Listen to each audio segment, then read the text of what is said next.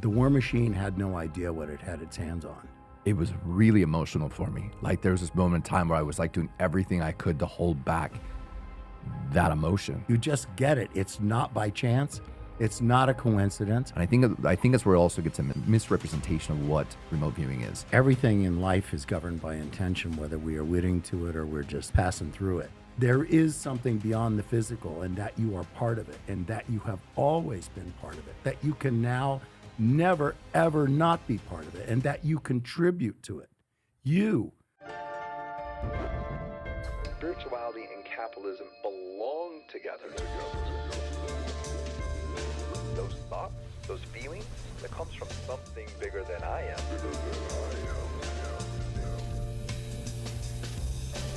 And together I believe we can all grow. That's how we're going to change the world. That's how we're going to change the planet.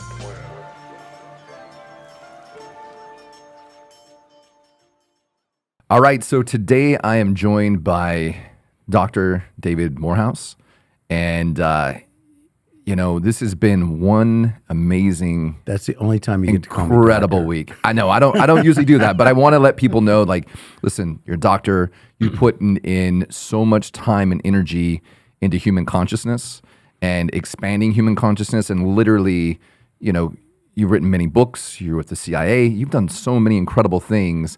And you put all of it on the line for humanity. You put all of it on the line for humanity for freedom when you were a ranger. And I guess I would say probably once a ranger, always a ranger. Being around you long enough, I know that. And also, you put it all on the line when it comes to moving forward with human consciousness and letting people see that they are much, much more than what they actually believe that they are. And to me, you have such an immense amount of ability to be able to give from your heart, from your intelligence, but also from your spirit. And so I am really honored to call you my friend, a brother that is working on, expanding human consciousness, as I said before, but more importantly, not just talking about it, but doing something about it. Oh, that's very kind of you. So welcome to the show, brother. Hey, thanks for having me back. Yeah, you've been on here now 3 times. You're one of my favorite guests because you know so much about this. It's not that you don't kind of say, oh, I read this book about spirituality. I've done some meditation over here. It's something you actually did for a job. Like you entered into this quantum realm that's really hard to explain unless you've been there and done that. And this week, I got the honor to be able to sit in class and sit and watch and pay attention to what you teach. And I also got the experiences firsthand. And it was sacred. I mean, it's really hard to put into words. Yeah. Because it's so technical on one side, remote viewing. And on the other side, it's like, how? How is this even remotely possible? How did something like this even come out of the military? Like, I know why they use it in the military, but because the experiences that you had in the military and you saw that you were much more than what anybody gives us credit for as human beings and as consciousness, that you risked everything, and I mean everything, to be able to bring this to the world. Yeah, I don't know that I realized, how badly it was going to hurt in doing it. I just knew that it was a conscious decision, and I really felt that because of all the difficult things that I had done in commanding an airborne rifle company and a ranger company and an airborne battalion and other things, I kind of just thought, and with my record, that if I made the decision to do this and I justified that decision to superior officers, that I'd get a pass, maybe a buy. I mean, the unit was controversial. What they were doing with this intelligence collection methodology, remote viewing, was good and it was useful, but it seemed to be kind of on the way out, primarily because they just weren't restocking the staff with new trainable people. So I thought, as I'm sure many did, that it's a story that needs to be told. And with the story being told, talking primarily about my personal transformation and being there, because it changed my life. It changed my life in ways I didn't even realize until maybe a couple of years after I was out of it. I mean, I knew things were happening and changes were happening in my attitude and my focus towards certain things. But going off to Command and General Staff College and then, coming back, going through a divorce and doing all that stuff, just how I started seeing the world and how I saw my role in it, how I saw other people, as we've been talking this week, it's like a new set of lenses for your eyes, You start to see the world differently through those lenses, and you seem to be a much more discerning person. And you are able to see fraud, you're able to see weakness, you're able to see strength, you're able to just perceive so many different kinds of things. And that's a really tremendous thing, especially if you're in business or you're an entrepreneur or a philanthropist.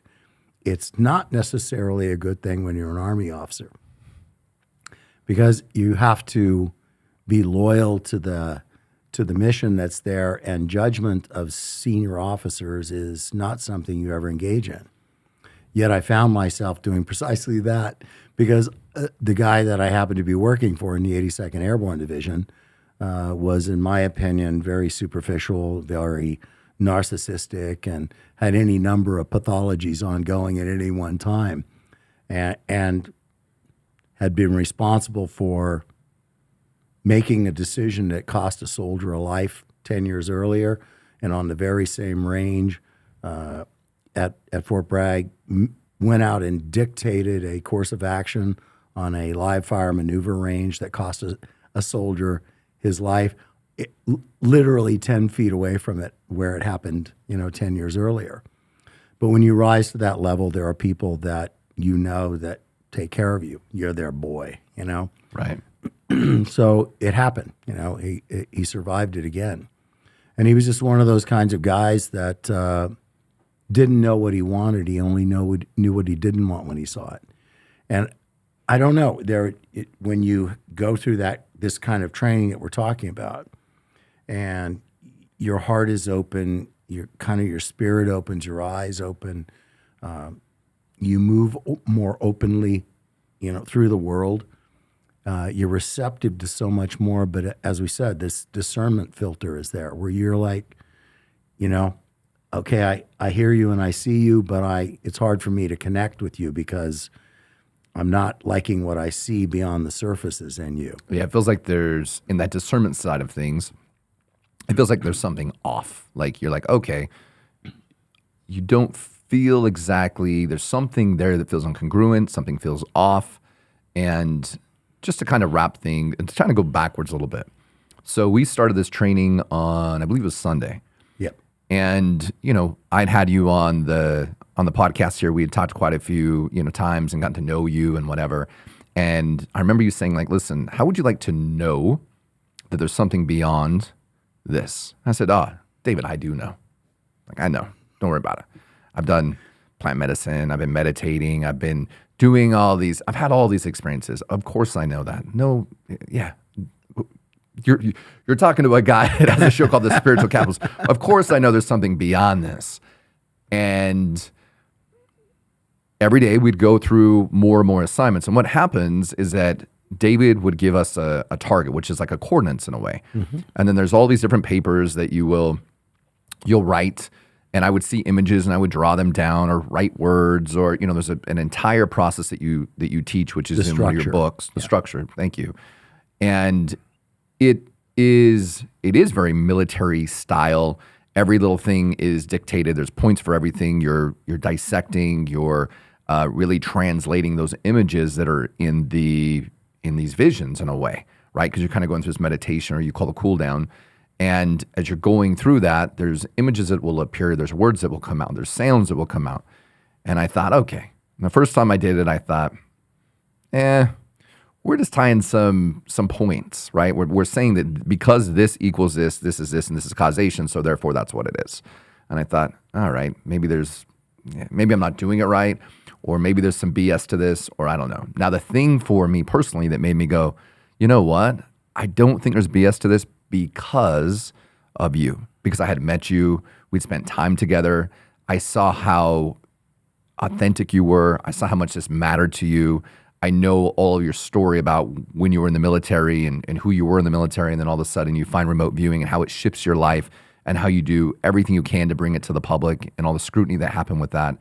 And people will say it's pseudoscience and it doesn't work, or just people that don't believe this, and yet you've trained 30,000 people over many years, and really you've been retired for quite some time, and now you're bringing it out to the world again because it seems to me that you see that this is something that's needed. And when I was going through that, there was a couple times when we were doing these processes where I literally would draw a lot of the similar things that were there. And it wasn't like kind of, like it was there. And there was one exercise that we did, which, because I know you're teaching this and you're going to be continuing to teach this, I'm not going to share that.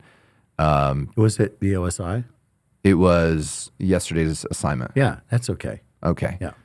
So there's this moment yesterday, which I have the drawings here actually with me. I mean, if you guys can see, there's been a bit of work we've been doing the last couple of days. But there was this one that we did, and I kept feeling life form, because what you're doing is you're breaking things down, whether is it natural, is it man-made, is it water, land, or is it a life form? And I kept seeing this life form. I thought, what is that? What is that thing? Oh man, there's so much light in there.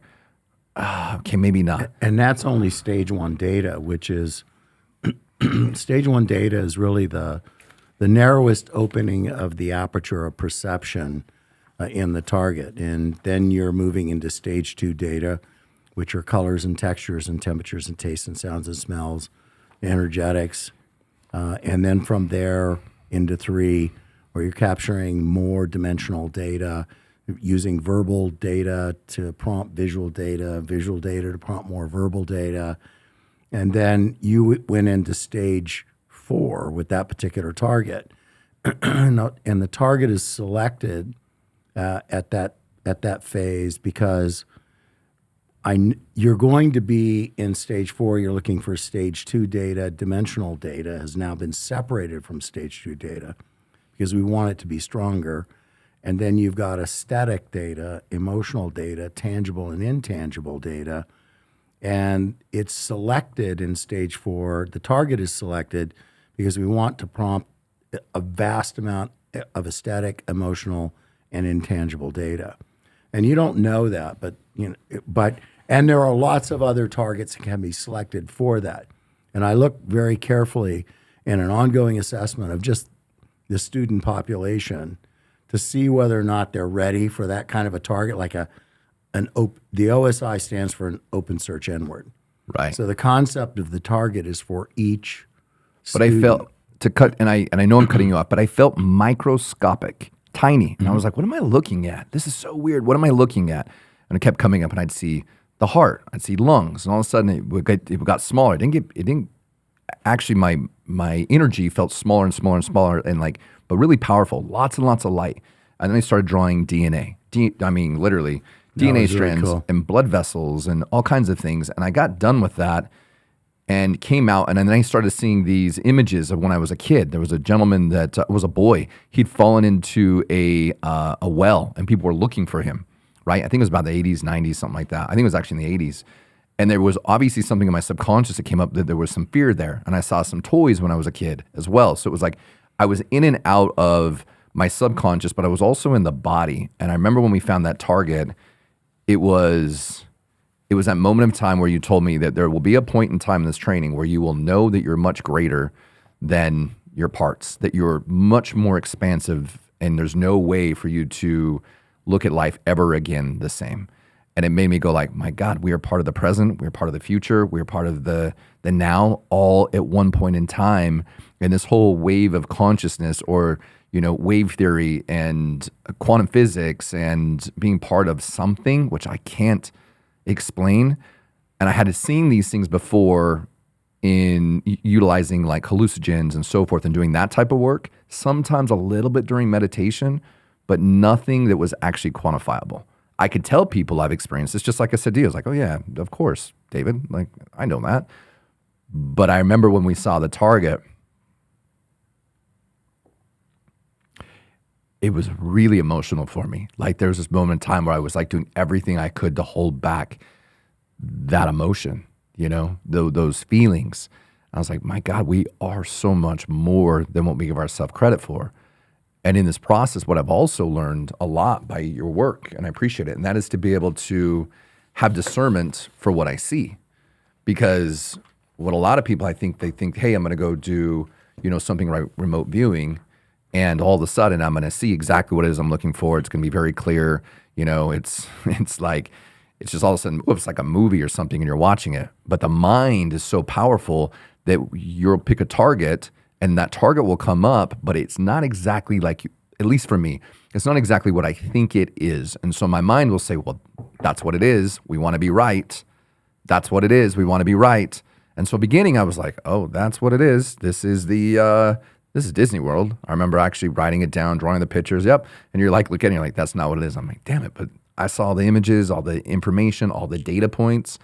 And it reminded me how often in life, how when people will see things, including myself, that we automatically, because our brain says this is what it is, that is what it is. And what has occurred, the emotions, the experience, then that must be what it is. And we don't take the time to look at it from a different perspective, to tear it apart and ask like, okay, like really, what is this? Like, what does it feel like? What does it sound like? What does it taste like? Like what other dimensions are in this? Because our minds are always trying to put together the data points so that we can be right, because it keeps us safe. It keeps us, you know, really keeps us safe. And so it's how you navigate the physical universe. It's been fascinating. It has been fascinating to be able to take that type of knowledge and to be able to tear apart my own preconceived notions of what something is, to look at them differently.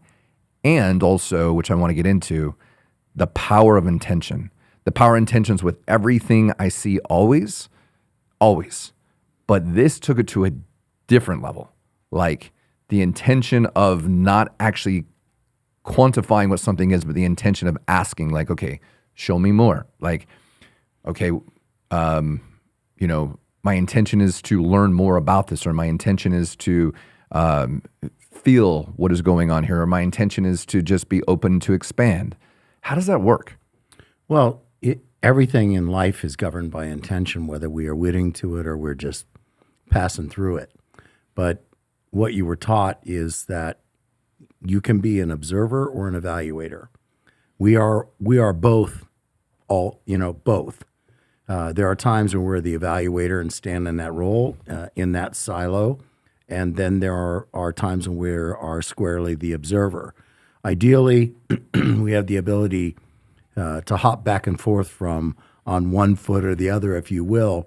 And if you're going to stand primarily heavy on one foot, then you want to stand in the silo of being the observer, because the observer is the person that's not looking for absolutes. They're not looking for one opinion. They're not the kind of person that's going to try to characterize and judge. None of those things are. And if you talk to Don Miguel Ruiz, who I worked with, that model that I built, he's the one that, when I showed you the model, turned around and said, okay, the evaluator is living an inauthentic life. The observer lives an authentic life. Mm-hmm. We have to be both on occasion, but there are people that you will know that live squarely in the evaluator role and never leave it. And one of the beauties of this particular training is that you're brought in, and as you alluded to, it's if you choose to stand in the evaluator role, then what you will do is you go through those metronomic cadence of detecting from the unconscious mind, decoding with the conscious mind based on experience Rolodex, and objectifying on the paper. And the evaluator in the conscious mind will pigeonhole things. It will see something, and so it will automatically call it, and it will try to make it an absolute. It will make it cannot come off of this. This is what is there. dealt with it many times. Yes, we all have. But as I said to you, and you just validated for everybody, if you start to become the observer, so something is presented to you, and immediately in the discernment role, stepping outside the evaluator, you start looking for why your conscious mind gave that to you. And now you're pulling apart all the elemental pieces of the gestalt of this target. It's not just Epcot Center, right? It's now all these other pieces of something that when you look at them individually as a collective whole, without the evaluator assignment and of a name, of a noun, for it being this place or that place, all those component pieces that you sketched and recorded as verbal sensory data or visual sensory data add up to the total gestalt picture, and they're highly accurate. And that's what you learn to do. And you can stand in the evaluator role, and that's the place where you still are tied to your interpretation of the physical dimension. It's what we've been doing all of our life. Whether we've done plant medicine or anything else, whatever roles those are assisted perspectives. It's very rare that we get an opportunity to just sit in the raw, in the pure, to follow this process, which is quite miraculous and brilliant from Ingo Swann, and detect, decode, and objectify, and slowly learn to take this evaluator lens off. And then what ends up happening is, eventually, as I said it always, as it would, and it happened out there for everybody on some level. They either see it for themselves or they see it happening in other people, and they can't bypass that. You know, they step out of the evaluator role for a moment and observe what's going on in the collective whole, or what's going on in a 6'6" guy, you know, with tears in his eyes. And they are like, because when that happens, when that awareness springs on you, that transformation occurs in literally minutes. You suddenly realize that you have been given an irrefutable and undeniable evidence that you are more than the physical world has ever allowed you to be. That there is something beyond the physical, and that you are part of it, and that you have always been part of it, that you can now never, ever not be part of it, and that you contribute to it. You contribute to it. You give love and goodness and power, wisdom, back into the holographic matrix field.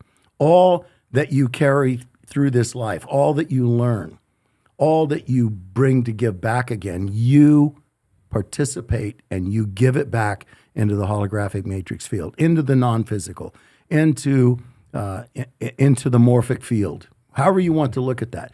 And when you do that, when you are doing that, you're giving benefit to every new life. You're giving benefit to every existing life. Everyone gets to drink from that pool of wisdom and love and goodness that you put back.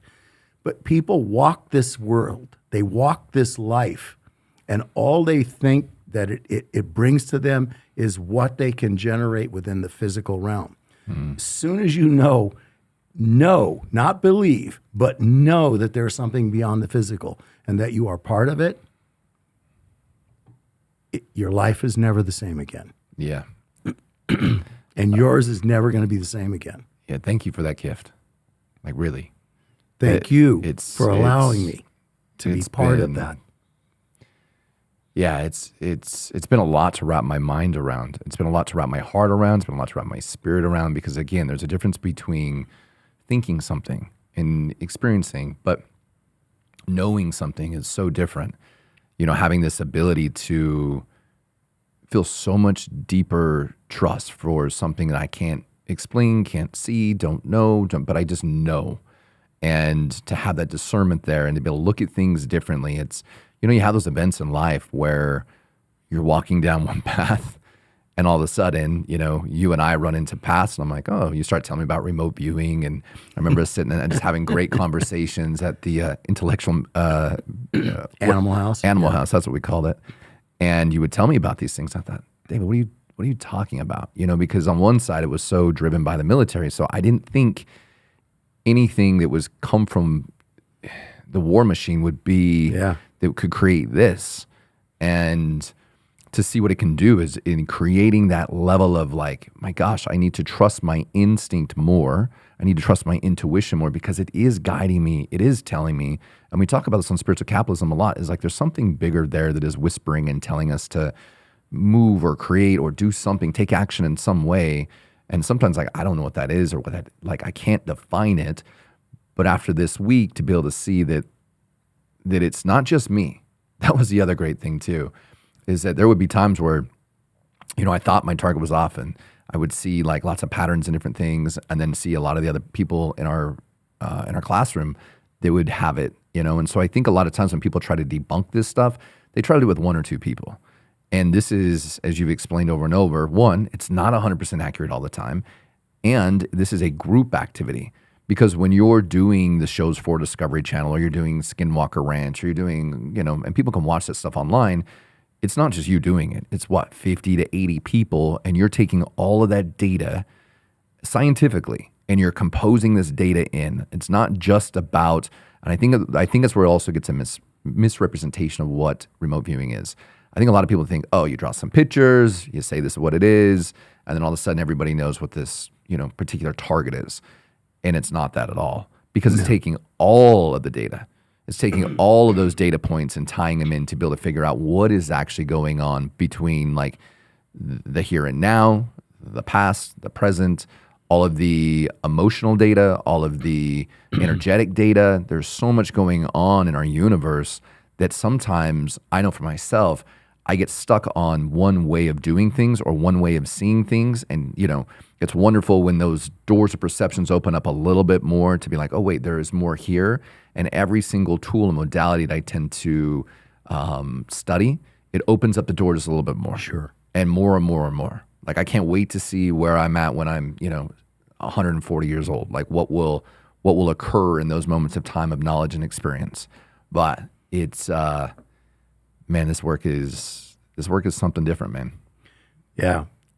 And to just springboard off of what you said, it was not, what's interesting is that it became so powerful and such a powerful gift. And it came from being sequestered away as an intelligence collection tool as part of the war machine. And to add to that, the war machine had no idea what it had its hands on. Oh, you can tell. It had no idea what it was. To them, it was it was an intelligence collection methodology. It was a tool. It was a tool to collect on the real or perceived enemies of the United States. And they also had no idea that it actually was transforming people that were involved in it. And I think the only thing that set me aside from the others is that I had no preconceived notion of having any ESP or psychic ability or anything else. None. I mean, I didn't think anything about that.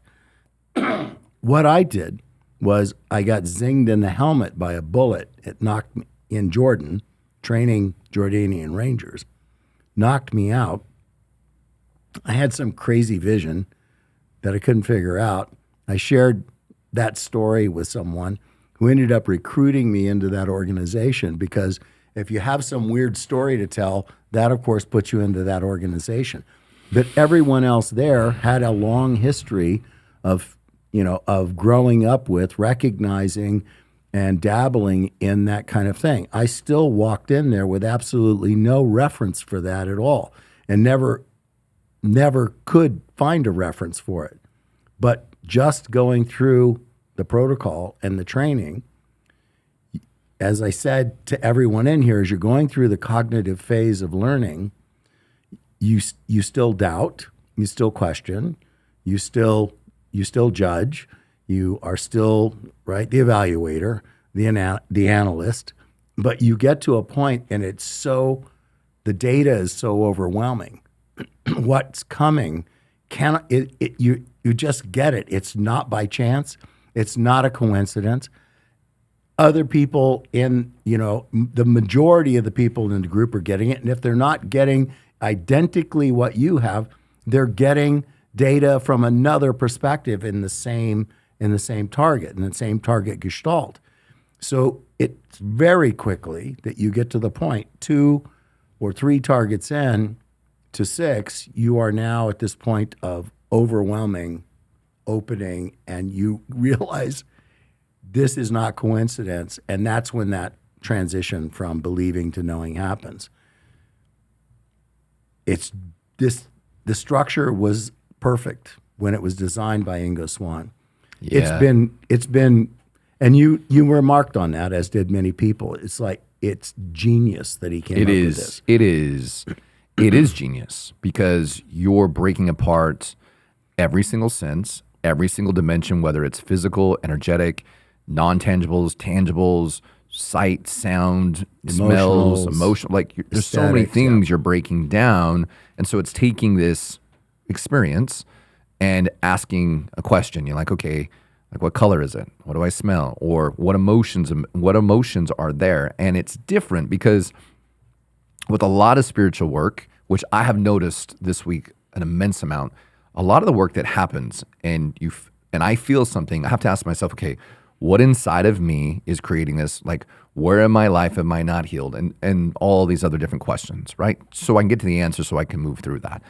But this works different, because what's happening is I'm observing, I'm paying attention to almost a movie or pictures or smells or whatever it might be, without, which is the difficult part, without trying to have any judgment on it, and judgment for myself about not getting something, judgment for what I'm seeing, judgments for what I'm feeling or whatever, and then to be able to just put the information down and move on. And I've seen people that are really tied into the energetic sides of things, meaning they're very empathetic, like crying or going through emotions. I'm like, what is going on, And different people are using their abilities to perceive these gestalts or these images. And that is just fascinating, because I wouldn't say that we're in this group in particular, there's a lot of business owners. There's a lot of people that are trying to take these types of techniques and see how far that they can grow humanity, which I believe is beautiful. But there's nobody here that's like, oh, I'm psychic. I've got these powers. Right. There's a couple people that naturally, it's very obvious. But for most of us, that's not me. Like, that's not how my brain works. That's not how I see things. I'm always pushing to see what I'm capable of and what is beyond the veil of the illusion of this experience. And to go through that and to watch everybody kind of pull the information in different ways, and to see how it's coming through this wave of information or intention is really fascinating. Like, it is built, I would say people here they feel when they've left here that they feel more confident in themselves, they have more trust, they have more discernment, and I'm willing to bet that they're going to start to view and see the world differently and get more in touch with their intuition. And what we're doing here is not meditation. Like, we're not meditating. There's no dogma that way. There's no religion that way. There's no even spiritual practice. This is simply a practice that you and the gentleman and Ingo Swann that have done this, you guys did every single day for many years. You, I believe, 3 years. 3, yeah. And I can only imagine, by doing something like this on a daily basis, 2 to 3 times a day, how much stronger your awareness would be of another realm, how much stronger your awareness would be of other, we'll call them entities, and how much more connected you would feel to the whole entire consciousness of humanity. Well, you're talking about getting into the autonomic phase of learning, where you've basically inculcated this into your process. You don't think of the structure anymore. So, and you're also not having to work through the noise of the evaluator. And when you're in the cognitive phase of learning, which was the last 6 days, that's a constant process. You're an intelligent man, and you're spiritually centered, you're a businessman, and you also, to a certain degree, follow instruction, which is a good thing, right? Because there was at least one younger gentleman who just could not stop the inner dialogue.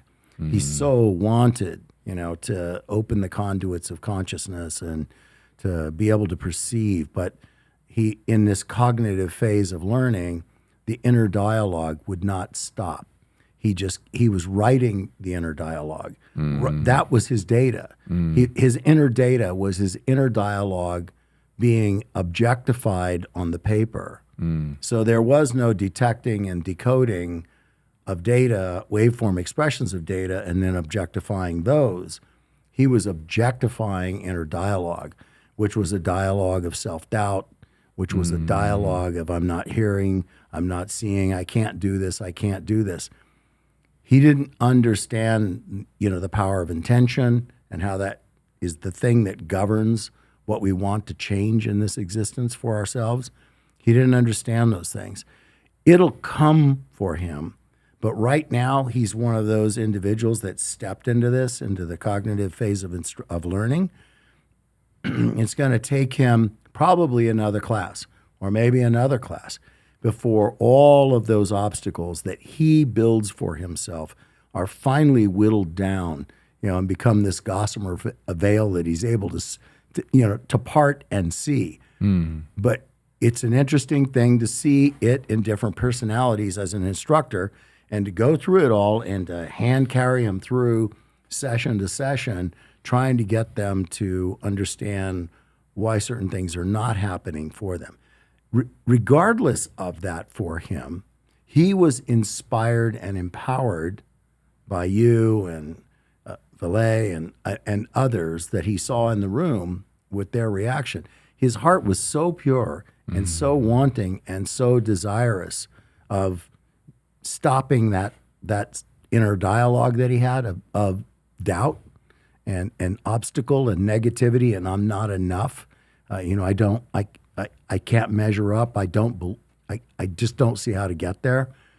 I freaking love that honesty was there, and I would spend 100 years trying to punch through that with him if that's what it took.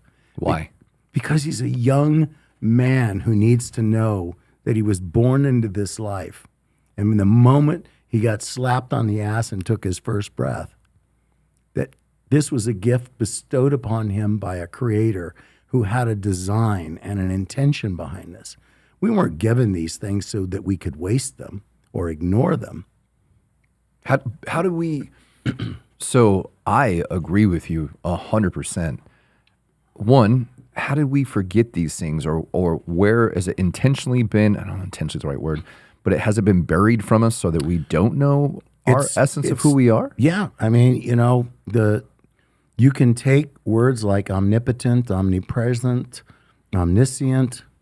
Those were words that were ancient Greek and Latin, long before the King James Version of the Bible was written, right? Mm-hmm. And they were stolen from descriptors for humanity and things that were going on in the physical realm and assigned to, organized religious beliefs and deities and things that were outside our reach that we could never be, but we were supposed to, listen and follow and be part of those kinds of organizations when really the gifts were bestowed upon us because we were supposed to recognize and realize we were not supposed to be tamped down by the legions of the status quo telling us what we are not, that we are not those things, that we are not eternal, that we are not omnipotent, omniscient, or omnipresent. We are not. Only something else that we can't touch or feel or hear is. And we are supposed to accept that on a basis of faith. On a basis of faith. I did for 35 years. Many people have, man. Of course, many and people continue to do so. Well, they don't have the tools. They don't have.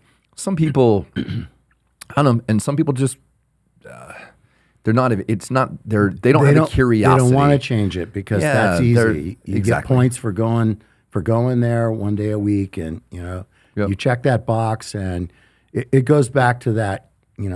What's the percentage of the population that believes there's something beyond the physical? 98%. What's the percentage of that 98% that believes that they will ever realize what's beyond the physical, interact with it, commune with it, learn from it, contribute to it? Yeah, 24% believe that. 76% believe Maybe it's there. I don't know if it's there or not, but I can tell you this. I'll never realize it. I'll never hear it. I'll never contribute to it, and I will never learn from it. But hey, it's a habit. That just breaks my heart. Yeah. I mean, I've always, I wouldn't say always, but since I can remember being a young kid, I've always been seeking to have that communion, to be able to experience that, to be able to have that. And I've had it through so many beautiful ways. Sure. But not ways that I could actually replicate yeah. and show. And like, there was like, almost like getting your heartbeat measured up. Okay, well, I might not be able to see my heart. I can feel it. Okay, I could say I could feel it. But then when you can actually listen to it, put a heart monitor on it, and you're like, oh yeah, I definitely have a heart too. You know what I mean? So, and I think it's kind of the same thing, right? It's the scientific approach to that. And one of the things I kept thinking about with this technology, because it is a technology, is using this spiritual technology is how do we shift and change humanity? And we had this conversation today, which was a little disheartening, but I loved your answer. Because what I love about you is you're just going to give it to me raw. Like, you're just like, hey, listen, this is exactly what it is. I'm not trying to spare your feelings. I just want to tell you exactly what it is. And we talked today about this concept of the 10%. And I would love for you to dive in a little bit deeper here, because it's made me realize that our listeners that are listening and people watching, they're part of that 10% that want to make a shift, a change. And we might not be a 10% as a whole in the world at the moment. Yeah. But eventually, if enough of us start to see the world differently and do things differently towards each other and continue to move forward in our humanity, and even when we mess up, that we regain ourselves, we learn from it, and we go, okay, that didn't work. Let's shift, let's change. Tell me a little bit about that. Yeah, we were talking about just the global society as a whole, and the turnings that we've been moving through, and the fact that we are clearly in a destructive phase of the global society. And, somebody raised their hand and said, well, everybody here wants to have a dialogue about how we all want to do something to change humanity, to change the world for the better. And my response was, yeah, I get that. I've heard that a lot. I've heard it a lot, and yet war rages on, and, disease increases. There are still people starving to death. War, it's all there, it's still there. And entrepreneurs and philanthropists and others, at your age, you're way younger than me. You're not going to do it. I know you want to do it, but it's delusional, because you're deluded in it, and I love you for wanting to do it. But what you can do is get people to understand the tools that they do have and where those tools need to be applied. I think the whole concept of spiritual capitalism is amazing, and I really applaud you for doing it. But all of these powerful men and women who are pursuing these businesses and building successful businesses need to understand, where can you really affect change in the global society? And I keep maintaining, and always have, that it has to be with the youth. It has to be educating, training, empowering the young to understand, in a new way of thinking, a new ideology, an ideology that does not allow the legions of the status quo. You ask the question, why did we lose these gifts? We lost them because religion told us that we weren't supposed to have them or exercise them or know them or recognize them, and that if we did, it was evil or something else, punishable by death in many cases. We have, in this very day, you have the same kinds of in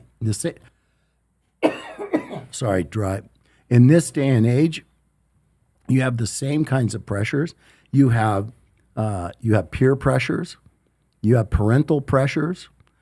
You have internal dialogue pressures because of all the others. Even if you suspect that you might have this gift, then you're crazy. Then you're crazy. Yeah, I've seen you it have over and medical over, pressures, Yep. psychiatric pressures. You have school educator pressures. It's all there. So we have all these pressures that are just stripping away, etching, ebbing, scraping this knowledge from us. But if we can introduce that into the youth and support it and nurture it and build it, if we could build schools and train teachers that would focus on that kind of thing, if we could educate parents and grandparents to nurture and support this kind of thing, you could raise generation after generation of individuals who knew that there was something beyond the physical, that they were tied to it, that they could learn from it, contribute to it, that there are different ways of conflict resolution and of building goodness and wealth and taking care of each other, because you can't look at the world the same way after you've learned this. You can't. Those conduits are open. You will never go backwards again. And you will never be capable of stop listening again. You can reach a plateau and a regression phase in any kind of educational endeavor where you kind of get bored with it, which is why you have to keep pushing forward, keep looking for new challenges and those kinds of things. Because if you don't, you can stagnate. But you can't ever stop listening now. You'll never stop hearing that voice at this point, which I think is amazing. The conduits of consciousness for you have been reopened.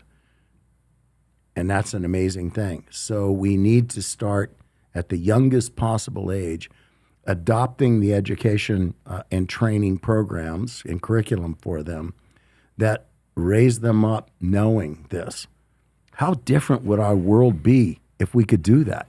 And so if you have the ability and the wherewithal, keep yourself strong, keep spiritual capitalism going, keep all of your colleagues and your counterparts aware of these things. But where's the focus got to be? The children. It has to be on the youth. You want to change the ideology of this globe? Change the ideology of the children. I love that. Theory, fission theory says that you have to reach a critical mass in order to bring about the reaction, the critical mass. And a critical mass, if you want to apply that interpretation over to the planet, it requires, for human beings, it's 10%. That's an enormous amount. Oh, yeah. That is definitely a lot, but it can be done. I mean, in time, over periods of time, I believe it can be done. And I think now with, and I'll say technology, AI, a bunch of other tools that are out there, we may be able to even move that time clock forward much 100%. faster. Yes. And so when I think about what I heard today from you, I thought, okay, the mission more so with spiritual capitalism at this moment in time is going to be impacting the 10%, not, everybody. And so it's like, who are those 10% that are willing to go on this mission with us and start to dissect these things? Because you say things to me and I go, man, David, that sucks to hear.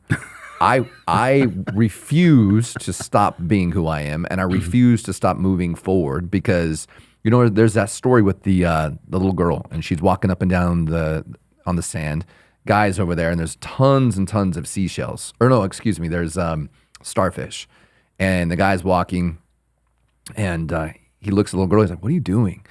And he goes, "Throwing in the starfish." And he's like, "Why?" And he goes, "Do you see how many there are here? You're not ever going to you're never going to make a change here."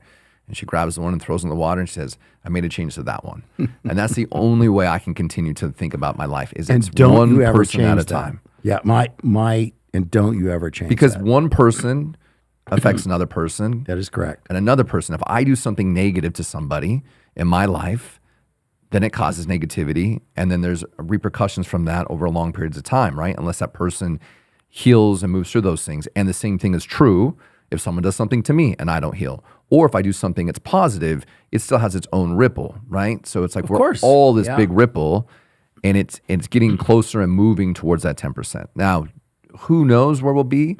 But all I do know is that if we continue to move forward and give it effort, no different than what you're doing. I mean, No. you literally brought this because I think at one point in time, I thought maybe, you have 30,000 people. Did you ever think it'd be like 3 million people or 300 million people? Did you ever think that? Well, I never, yes, but then we went to war. And during the time that, the United States was at war for 20 years, Right. Yeah. when that kind of a thing happens, the pursuit of spirit or the pursuit of, spiritual personal development or any improvement in oneself or opening conduits, that whole language goes out the window. Because it's all about survival at that point. It is. And, people's children are, off fighting wars. Young women and young men are dying in the sand of some faraway place. And I'm not going to say needlessly. I'm just saying that we had other ways to solve the problem that we faced other than doing it that way. But we chose not to. In fact, we as a people chose not to for the most part. There were not a lot of dissenters, when they were saying we're going to go to Afghanistan. There were not a lot of dissenters when they said we're going to go to Iraq. There might have been 2 million people walking around in San Francisco protesting it, but that's what they claimed. I was actually there teaching an advanced remote viewing class, really? by the way. And it didn't look like 2 million to me, but I know that that's what the press claimed it was. And I understand completely what you're saying, and you have to keep doing what you're doing.